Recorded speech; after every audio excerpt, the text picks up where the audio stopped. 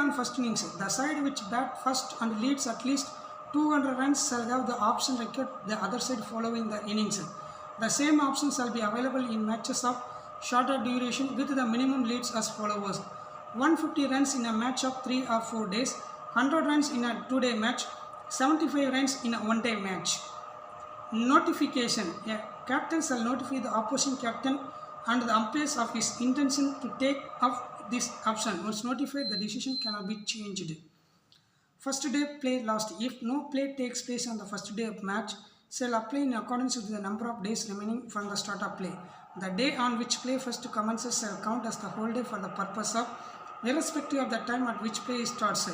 The additional time added to the day plays due to regard of that day. It is the number of days remaining and not the total number of hours available.